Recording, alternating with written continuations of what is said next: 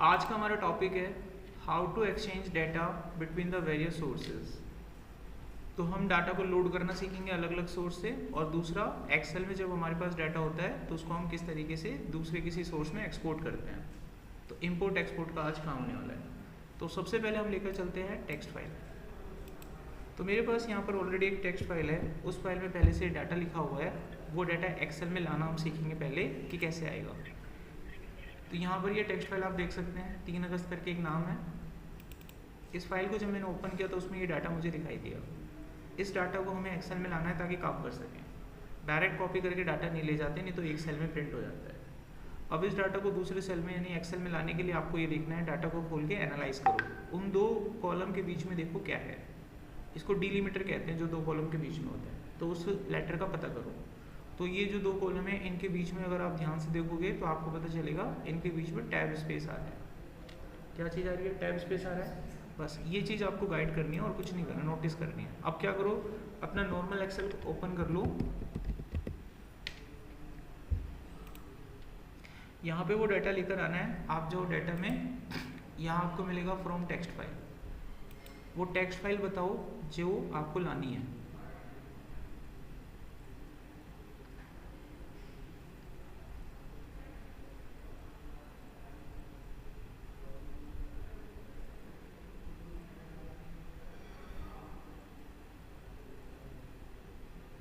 इसको लाने के लिए इंटरनेट एक फ्रेमवर्क होता है, वो कंप्यूटर में होना चाहिए आपके, तभी ये कनेक्ट होता है। यहाँ पर जाने के बाद उस फाइल को आप सर्च करो कहाँ पर है, तो वो ये रही फाइल। इसको जब आप दोगे तो वो आपको वो डाटा निकाल के दे देगा। कनेक्ट कर रहा है, दे देगा। देखो आगे डाटा, और यहाँ पर इसने अपने आप से डिटेक्ट कर लिया टैब। अगर वहाँ पे कॉमा होता तो आपको क्या देना था? यहाँ पे कॉमा, समझ रहे हो? बीच का डिलीमीटर पहचानना है। तो वहाँ पे क्या था हमारे वाले केस में? टैब। तो हमने क्या देना है? यहाँ पर टैब देना है। तो हम आगे यहाँ पे टैब सेलेक्ट करना है बस आपको, उसके बाद लोड करना है इसको। ये आपके एक्सेल में आ जाएगा डाटा, और अपना जो मर्जी काम करना है कर लो। बस समझ के बाद देखो आ गया डाटा, कोई दिक्कत नहीं है। अब मैं इसको एक्सपोर्ट करना सिखाऊंगा आपको, ठीक है? डाटा को थोड़ा ठीक कर देता हूँ।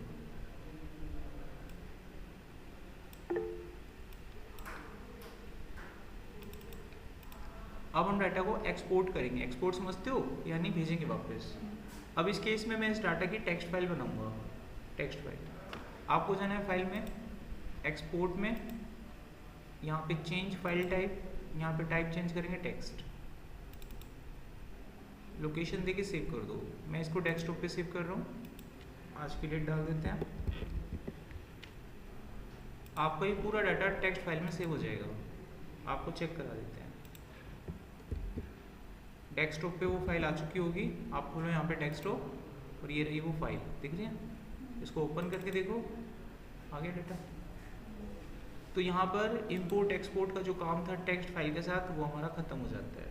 कोई सवाल किसी का? ये कंप्लीट। अब बढ़ते हैं अपने दूसरे टॉपिक पे। सो हमारा दूसरा टॉपिक था जिसमें हम इंटरनेट से डाटा इंपोर्ट एक्सपोर्ट करना सीखेंगे। तो इंटरनेट से पहले पीडीएफ से कर लेते हैं। पीडीएफ से मेरे पास ये डाटा है, इस डाटा को मैं पीडीएफ में सेंड करूँगा, यानी इसकी पीडीएफ बनाएंगे। एक्सपोर्ट करूँगा इसको पीडीएफ में।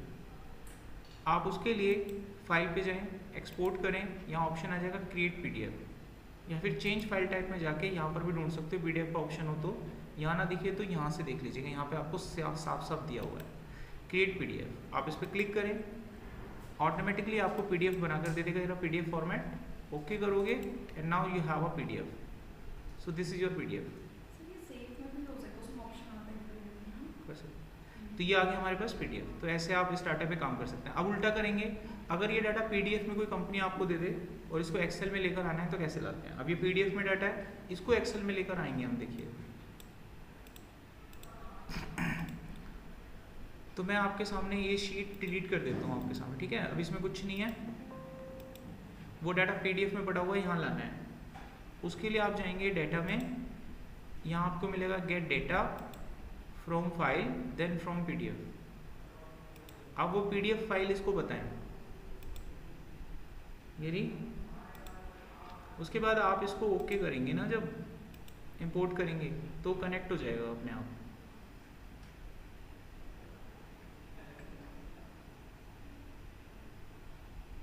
यहाँ पे आपका डाटा दिखा देगा आपको, ये रहा। अब आप इसको यहाँ से लोड कर लो, आपका डाटा आपको दे दिया जाएगा।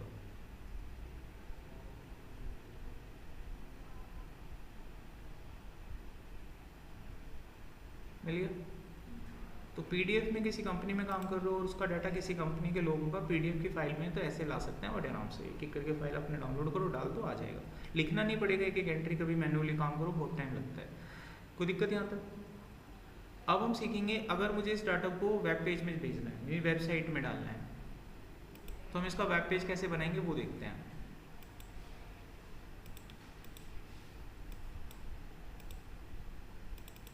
तो अब हम इसका बनाएंगे वेब पेज। फाइल पे जाओ, सेव करो, लोकेशन बताओ, नाम डालो, सेव एज अ टाइप में जाओ, यहाँ पे वेब पेज होता है, आप सेव कर दो, आपका वेब पेज बना दिया जाएगा। कहाँ पर करा है हमने सेव? डेस्कटॉप पे। तो डेस्कटॉप पे से उठाओ उसको। देखो ये वेब पेज है ना, वेब ब्राउजर दिख रहा है ना, ब्राउजर का साइन, तो वेब पेज ब्राउजर में खोलते हैं। अभी खोलोगे ना तो वो डाटा वेबसाइट पे खुलेगा, देखो बन गया वेब पेज। अब हम सीखेंगे किसी वेबसाइट में कोई डाटा होता है तो लाइव डाटा कैसे एक्सेल में लाया जाता है, वेबसाइट का लाइव डाटा एक्सेल में कैसे आता है।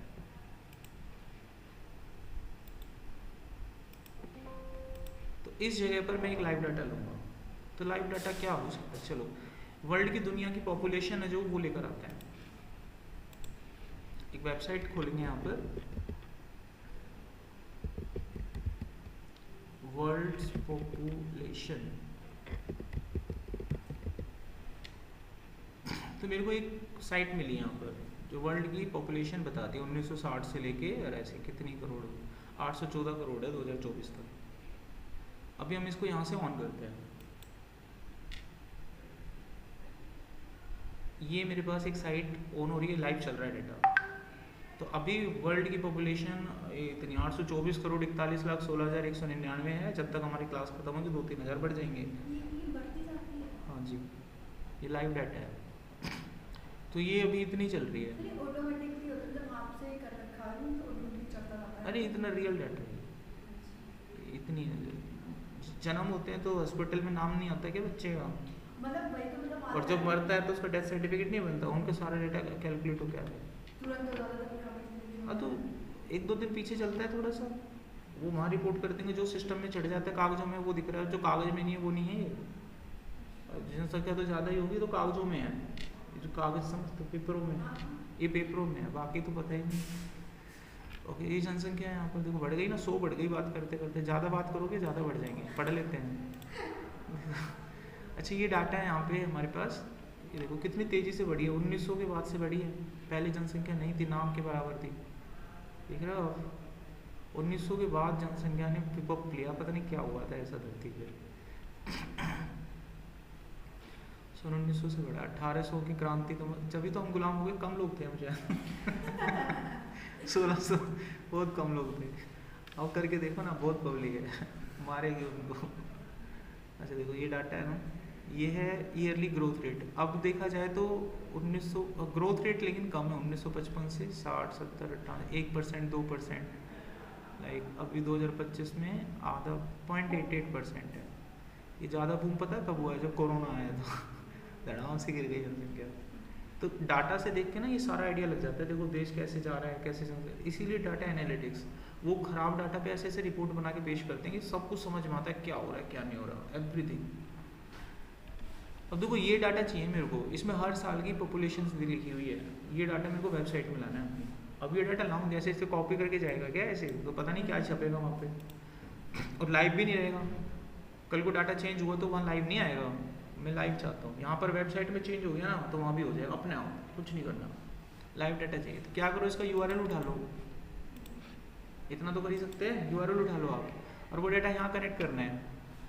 यहाँ जाओ डाटा में, यहाँ जाओ फ्रॉम वेब पे, फ्रॉम वेब पे जाके वो जो वेब पेज है ना आपका, वो डाल दो यहाँ पे, वो यहाँ पे डाल दो आप ऐसे। इसके बाद ओके करो, ये कनेक्ट होगा, थोड़ा सा टाइम लेता है।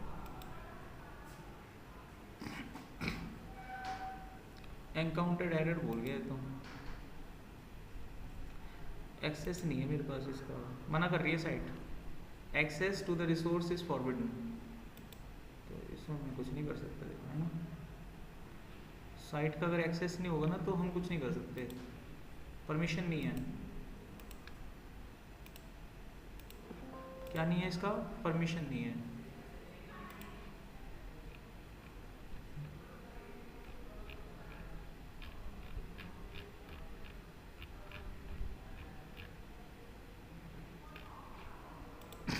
इसने साइट का परमिशन नहीं दे रखा हमको खोलने का। एक बार लास्ट टाइम एक बार ट्राई करता हूँ।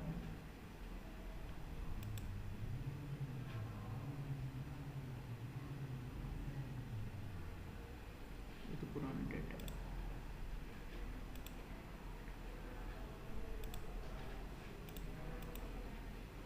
Data from web URL copy,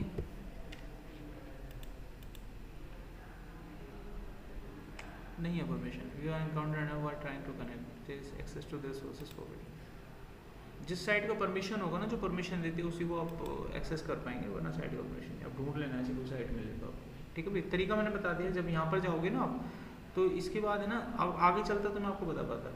इसके बाद है ना एक पेज खुलता है, उस पेज में ना बहुत सारी टेबल्स आएगी, जैसे PDF में आई थी। आपको उसको चेक करना है क्लिक कर करके, तो जिसमें जो डाटा होगा वो सामने दिखता रहेगा आपको, जैसे सेम टू सेम जैसे पहले आया था। अब आपको अपना वाला डाटा ढूंढ लेना है जो आपको चाहिए, फिर उसके बाद नीचे बटन होता है लोड का, लोड दबा देना, आ जाएगा, ऐसा आता है। इसको बंद करके एक नई एक्सेल में डाल के एक बार ट्राई और कर लेता हूँ, आ जाए तो।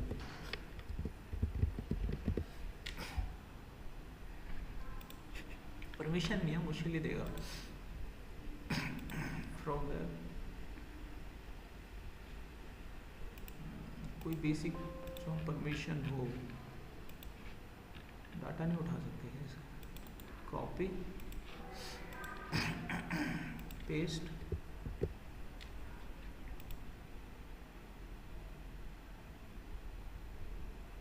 नहीं यार कुछ नहीं कर सकते। यही URL में क्या ही चेंज करेंगे। एडवांस में परमिशन लेके उनसे कॉल करके उनकी डिटेल डाल दो, पोस्ट नेम, नंबर, वेबसाइट को कांटेक्ट करो। डाटा लेना है तो जिसकी भी वेबसाइट से डाटा लोगों से कांटेक्ट करके उसका URL, पोस्ट नंबर और कुछ ID पासवर्ड देंगे, वो डाल के ओके करो, परमिशन मिल जाती है। अब इतने राइट्स नहीं है हमारे पास कि हम ले लें। आप लोग किसी कंपनी में काम करोगे तो वो देंगे आपको कुछ राइट्स किसी डाटा से उठाने के लिए, उनके पास होंगे कीज़ वगैरह, वो डालनी है आपको यहाँ पर, उसके बाद ओके करना, परमिशन मिल जाएगी। अभी फ़िलहाल इसकी कोई परमिशन है नहीं दे रहा वो। ठीक है, तो भाई साइट से डाटा यहाँ से उठता है। अब नहीं आ रही है तो मैं देखो दिखा ही नहीं सकता इसको।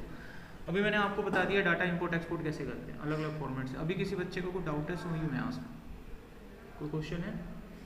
सर गूगल शीट से भी डेटा इंपोर्ट हो सकता है एक्सेल शीट में? बहुत आसानी से। गूगल शीट में तो ऑप्शन होता है बकायदा डाटा लाने का, फाइल में जो डाउनलोड कर लो, वहाँ तो ओपन भी होता है वो। जैसे आपने ये वर्ड पॉपुलेशन का कर रहे थे, वैसे लिंक से कर सकते हैं क्या एक्सेल में? एक्सेल में लिंक से? वो तो लिंक होता है, लिंक का मतलब होता है हाइपर लिंक, वो तो ओपन करने का होता है, वो तो वेबसाइट को ओपन कर देगा, डाटा थोड़ी ना आएगा यहाँ पे। हमारे कंटेंट का नाम क्या है? इंपोर्ट एक्सपोर्ट, डाटा इधर से उधर लाना, कनेक्ट थोड़ी ना करना है। हाइपर लिंक से तो कनेक्ट हो जाएगा, उसमें तो कुछ भी नहीं है। बट ये कॉन्सेप्ट तो हमारे है ही नहीं ना। सर अगर मैंने अपना डेटा को गूगल शीट में रखा है और मैं चाहती हूँ कि उसे मैं एक्सेल में भी मतलब एक्सेस कर सकूँ, और वो चेंजेस मैं गूगल शीट में कर रही हूँ, तो वो जो चेंजेस गूगल शीट के वो एक्सेल शीट में ऑटोमेटिकली हो जाएंगे या नहीं? नहीं ऐसे नहीं होता। उसके लिए तो आप अपनी साइट को जो भी डाटा आपका एक्सेल में होता है उसको गूगल शीट में लाइव डालते हो, तो उसी को एक्सेल करने के, उसको एक्सेस करने के लिए उसका लिंक बनाना पड़ता है। उसके लिंक को आप किसी भी बंदे को भेज दो, उस लिंक पे जाने के बाद उसमें कोई चेंजेस करेगा तो एक्चुअली वो वही शीट खुलती है गूगल शीट जो उसके पास होती है। उसकी अपनी एक्सेल फाइल में चेंज करने से गूगल शीट पे कोई भी कनेक्शन हो जाएगा, ऐसा पॉसिबल नहीं है। गूगल शीट से भी एक्सेल में नहीं आएगा, मतलब वो कनेक्शन अगर उसमें अपडेट हुआ तो उसपे वो तो डाउनलोड होता है, कनेक्शन कैसे बन जाएगा? डाउनलोड हो जाएगा।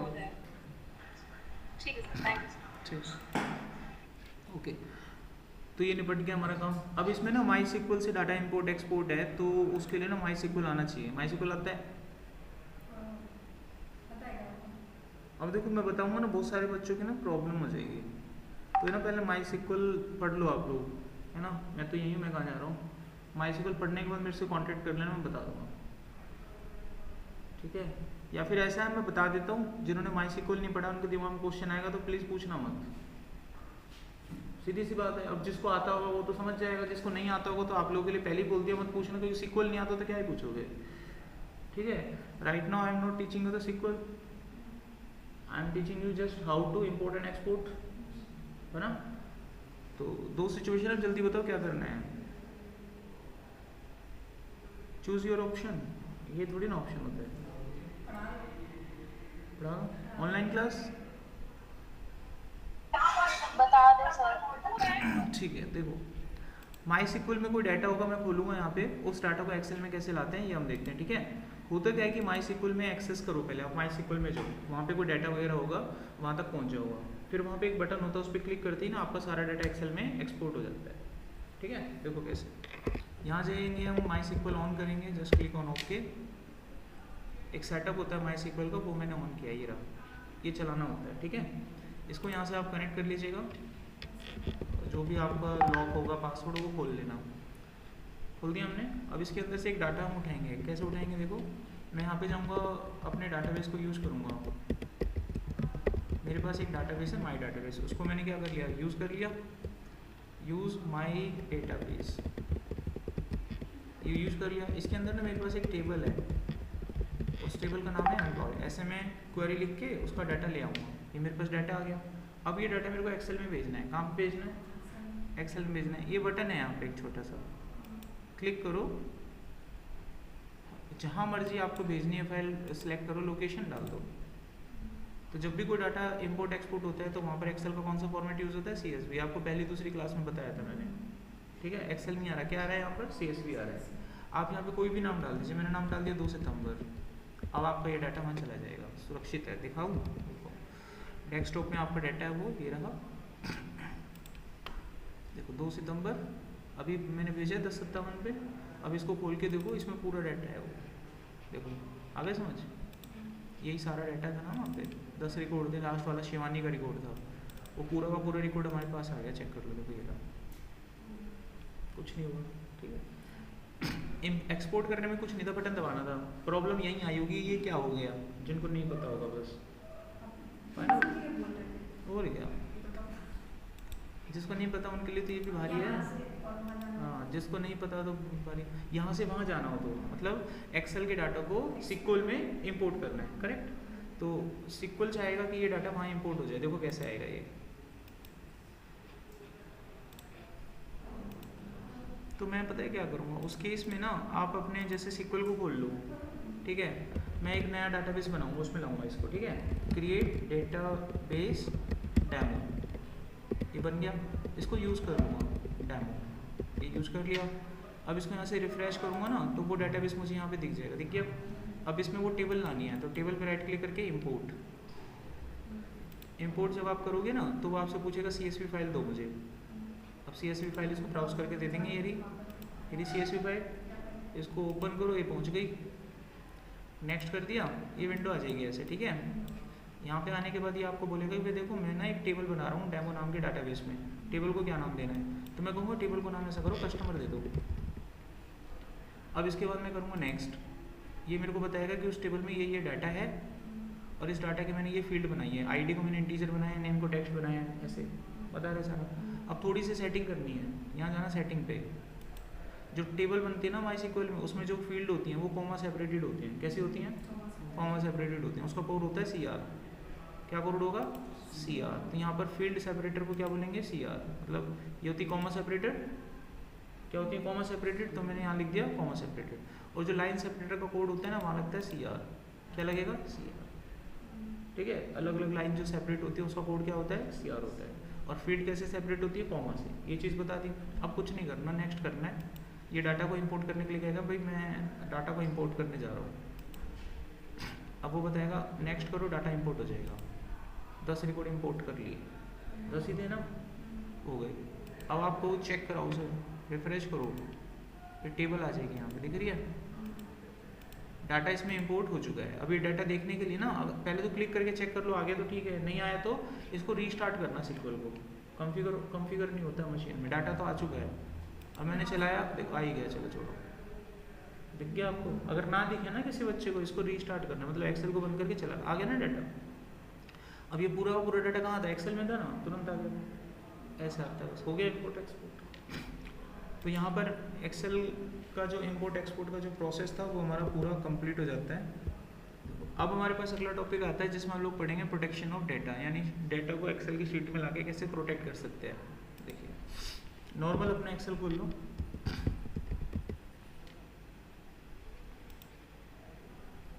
ओके।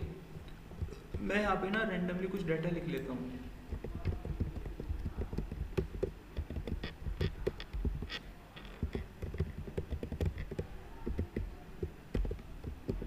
अब मैं चाहता हूँ इस पे ताला लगाना ताकि इसमें कोई एडिट ना कर सके। तो आसान तरीका क्या है, रिव्यू में जाओ, यहाँ पे पासवर्ड लगा दो शीट प्रोटेक्ट। अब इसमें कुछ नहीं हो सकता, देखो समझ गए, तो इसको बोलते हैं शीट प्रोटेक्शन। लेकिन वर्कबुक आपकी प्रोटेक्ट नहीं है, मैं नई फाइल बना सकता हूँ और आपका ये पुराना डाटा वहाँ पे लेके भी जा सकता हूँ, कोई रोकेगा थोड़ी ना मुझे। कॉपी तो हो ही जाएगा और यहाँ पे जाके मैं डाल भी सकता हूँ, डाल दिया, सेम टू सेम वही हो गया, है ना। अब आपकी पुरानी शीट को डिलीट भी कर सकता हूँ, नई शीट को डाल भी सकता हूँ मैं, देखो इसका नाम बदल के शीट 1 भी कर सकता हूँ। तो बताओ, अभी खुद ही कह रहे हो ना प्रोटेक्शन किस बात का, है ना। अब देखो किसी को क्या पता, अब कहूँगा डाटा चेंज हो गया, है ना। तो रियल में कभी ताला टूटा नहीं टूटा, है ना, उसने बस उसके लूप होल का फ़ायदा उठा लिया। तो जब आपकी नॉलेज से भी ज़्यादा होती है ना, तो आप इतने सारे लूप होल जानते हैं ज़बरदस्त तरीके से, आप कुछ भी कर सकते हैं, वही होता है हैकिंग, ठीक है। तो यहाँ पर अभी सिक्योरिटी इतना अच्छे से नहीं जानते, जब भी तो लूप टूट गया, अब इस सिक्योरिटी को भी लॉक करेंगे भाई, ये शीट ना बने। तो इसका तरीका क्या है, पहले वर्कबुक को प्रोटेक्ट करो आप लोग, अब शीट को प्रोटेक्ट करो, तो जो दिक्कतें आपको दिख रही थी ना, वो दिक्कतें दूर हो जाएंगी।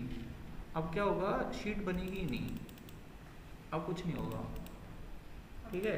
अगर मैं इसको अब डेस्कटॉप पे सेव करके चला गया तो भी खतरा है, कल को वो फाइल को खोल के डाटा तो दे ही सकता है, डाटा को कॉपी कर सकता है, एक नई फाइल में डाल सकता है, नई फाइल में डाल सकता है, और मेरी पुरानी फाइल को डिलीट कर देगा और नई फाइल को वहीं रख देगा, कहेगा देखो तोड़ दिया। समझ में आ रही है बात, अब भी तो कर सकता है। तो क्यों ना ऐसा करें कि जब मैं इसको सेव करूँ तो इस तरीके से सेव करूँ कि फाइल पे ही ताला लगाओ, वो कभी चाहे ना खोलना तो खोल ना पाए, पासवर्ड मांगेगा खोलते वक्त भी। तो हम क्या करेंगे उस चीज़ को, आप जाओ फाइल में और यहाँ पे इसको सेव एज करो, डेस्कटॉप पे गए, यहाँ पे नाम डाल दिया, मैंने नाम डाला यहाँ पर 2 सितंबर ही डाला, पहले से बनी हुई प्रोटेक्ट करके डाला, प्रोटेक्ट। अब आप यहाँ पे ना टूल पे चले जाना, सेव मत करना जल्दी से, टूल पे जनरल ऑप्शन होता है, यहाँ पे पासवर्ड डाल दो, 2 अलग अलग पासवर्ड आप डाल सकते हैं, दोहरी सुरक्षा, उनको कंफर्म कर दो, अब ओके कर दो। अब ये फाइल ना खुलेगी नहीं, अगर आपको पासवर्ड नहीं पता ना तो खुलेगी नहीं, खुल ही नहीं सकते फिर। ये डेस्कटॉप और ये है वो फाइल प्रोटेक्ट, ये रही। अब आप खोलोगे ना तो ये दिक्कत दे देगा, गलत डाल के खुलेगा, ये सही डालना पड़ेगा। पासवर्ड भूल गए तो फिर तो भूल ही गए। रिट्रीव फॉरगेट का बटन दिख रहा है किसी को तो पूछना मत ऐसी चीज़ की फॉरगेट कैसे होता है, फॉरगेट नहीं होता इसमें, भूल गए तो गए काम से, वो डाटा भी गया, सब गया और क्या। सुरक्षा तुमने लगाई थी, अब तुमने सांप छोड़े थे डब्बे में कि आपका सोना चोरी ना हो, तो तुम खोलोगे तो तुम्हें भी डसेगा, तो वही है। अब ये आपको पता है इसका पासवर्ड तो आप खोल सकते हो, ठीक है। तो ये हो गया प्रोटेक्शन। अभी यहाँ पे कोई डाउट है किसी का? चलो अब इसमें आपको पार्शियल लॉक सिखाते हैं, पार्शियल लॉकिंग। मैं पहले इसका लॉक हटा देता हूँ। अब देखो लॉक आपको पता है ना, लिख दो हट जाएगा। अब लॉक हट गया, मैं कुछ भी कर सकता हूँ इस पर, नंबर जो आपको चेंज करना है चेंज। अच्छा अब हम इसमें क्या करते हैं, पार्शियल लॉकिंग करते हैं। पार्शियल लॉकिंग का मतलब क्या होता है, मान लो मैं चाहता हूँ कि आप इन सभी नंबर्स का यहाँ पे टोटल करके दो मेरे को।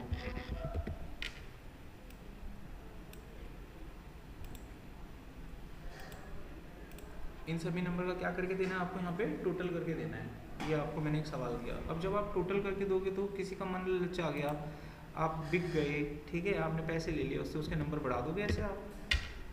क्योंकि राइट्स तो यहाँ पे भी जा रहे हैं ना, तो मैं शीट पे ताला लगा दूंगा, इस पे नहीं लगाऊंगा। ठीक है, वो कैसे होता है, मैं इस एरिया को सिलेक्ट करूंगा, इसके ऊपर एक अलग से छोटा वाला पासवर्ड लगाऊंगा। रिव्यू में जाओ, यहाँ पे एडिट रेंज, यूँ करोगे, यहाँ पे इस रेंज को नाम दे दो कुछ भी, मैंने इसको नाम दे दिया सम, इसका पासवर्ड लगा दो अपना, लगा दिया। आप पूरी शीट पे ताला लगा दो जैसे लगाते हो। अब ये फाइल आप भेज दो उस बंदे को, वो बंदा जब इस पे काम करेगा तो होगा ही नहीं, वो कहेगा सर जी खुल ही नहीं रहा, तो आप उसको कहना कॉल करके कि भाई देख तेरे को जहाँ पे काम करना है ना, उस एरिया का मैंने तेरे को पासवर्ड बता रखा है, उससे कर। तो वो कहेगा ठीक है, अब इस एरिया पे करना है उसको काम। और जब वो डालेगा पासवर्ड मांगेगा सिस्टम, तो मैंने उसको पासवर्ड बता रखा है, भाई इसका पासवर्ड ये डाल दे, उसने डाल दिया, और देखो टोटल चलने लगा, चल रहा है टोटल, और वो बड़े आराम से इसका टोटल वगैरह सब कुछ कर सकता है। लेकिन उसके मन में आ गया लालच, अरे सर ने तो पासवर्ड दे दिया, बदलता हूँ नंबर, नंबर नहीं बदल सकता वो, शीट का नहीं दिया मैंने पासवर्ड, उस एरिया का पासवर्ड दिया है, इसलिए बोलते हैं पार्शियल लॉकिंग। तो पूरी शीट पे लॉक ना लगा के हमने पार्शियल, पार्शियल क्या मतलब होता है, तो पूरे पार्ट पे पार्ट काम ना करके उसके किसी पार्ट पे काम किया हमने, पूरी चीज़ पे काम ना करके, दैट इज वो पार्शियल लॉकिंग। तो यहाँ पर आपका ये प्रोटेक्शन का टॉपिक खत्म हो जाता है, फिनिश। अब पूछना है कुछ, ऑनलाइन क्लास कंफर्म करिएगा, कोई क्वेश्चन हो तो आ रहा हूँ स्क्रीन पे, ठीक है। ये डाटा शीट बना लेना, अब मैं ये डाटा आप सबको शेयर करूँगा, आपको भरना है। और अब हम यहाँ देखेंगे कि एक ही समय पर जब आप इस डाटा को भर रहे होंगे तो मैं यहाँ से लाइव बैठ के देखूँगा इसको, आप सब भर पाएंगे इस डाटा को। अब भी अभी राइट्स दूंगा आपको, देखो कैसे। सबसे पहले मैं इस डाटा को सेव कर लेता हूँ,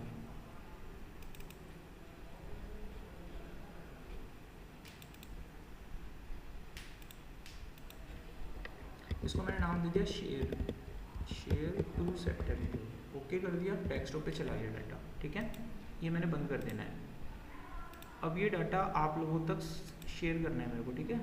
तो इसको शेयर करने के लिए मेरे को गूगल ड्राइव पे जाना पड़ेगा, जिसमें कि स्पेस ही नहीं है मेरे पास, डालनी पड़ेगी ना फाइल। तो देखता हूँ कुछ, तो मैं गया यहाँ पे गूगल, ठीक है। अब कुछ सिक्योरिटी की वजह से ये रिकॉर्डिंग नहीं मिलेगी तुमको, दिमाग में बैठा लेना। अपना अकाउंट खोल रहा हूँ मैं, तो यहाँ पर मैंने अपनी उस फाइल को यहाँ अपने गूगल ड्राइव में क्या कर दिया, अपलोड कर दिया, ये रही वो फाइल, ठीक है। अब इस फाइल को मैं आप लोगों तक शेयर करूँगा। तो शेयर कैसे करना है, राइट क्लिक करना और यहाँ पे शेयर पे जाना है ऐसे। यहाँ पे रिस्ट्रिक्शंस लगी होती हैं तगड़े वाली, तो इन रिस्ट्रिक्शंस को हटा देना ताकि सभी बंदे इसको यूज़ कर पाएँ। यहाँ पे ना व्यूअर का मोड आता है, रीड ओनली, आपको इसको हटा के एडिटर बनाना है ताकि आप भी इसको एडिट कर पाएँ। फाइल को परमिशन दे दी हमने। अब लिंक को कॉपी करके आप लोगों तक भेजूंगा बस मैं। ये लिंक जो मैंने कॉपी किया है, इसको जिस बंदे के पास आप भेजोगे वो काम कर पाएगा लाइव। तो मैं इस लिंक को आपके ग्रुप पे डाल देता हूँ, अब ग्रुप में जो भी हाथ पैर मारेगा वो सब कर पाएगा, ठीक है। तो चलिए इसको देख लेते हैं। अब ये लिंक मैंने भेज दिया है यहाँ पर, आप लोग अपना डाटा लाइव भर सकते हो। देखो मैं तो हूँ खुद भी, मैं चला ही सकता हूँ पेन। अब जैसे जैसे आप लोग यहाँ पे आने लगोगे ना, यहाँ पे आप अपना काम कर पाओगे। एक बार देखो करके हो रहा है कि नहीं। देखो ये 2 बंदे आ गए, देखो दिख रहे हैं, 3 आ गए। अपना डाटा भर देखो 3 आ गए हैं लोग यहाँ पे लाइव। तो अरे डाटा डालेंगे तो दिख जाएगा। अच्छा लाइव आए तो दिखेगा। देखो कितने दिन भर तो दिया, दिख नहीं रहा आपको ये। तो जो जो लोग अपना डाटा भर रहे हैं सब दिख रहा है आपको यहाँ पे। गुड बाय, भर दो सब लोग अपना अपना डाटा। देखो भाई कितना मस्त लग रहा है ना। अगर किसी ऑडिटोरियम में तुम 1000 लोगों को पढ़ा रहे हो, बिना डिस्टर्ब करे लिंक भेज दो, अपना पढ़ते रहेंगे, सबका डाटा अपने आप आ जाता है। एक उनको ना तो भरना ना कुछ कहना, अपने आप भरेंगे, ठीक है। तो बस ठीक है, अब समझ गया, भर देना है इसको, ठीक है। लिंक को मैं डिलीट नहीं कर रहा हूँ, यही रहने देता हूँ। क्लास आज का ओवर होता है, दैट्स फिनिश।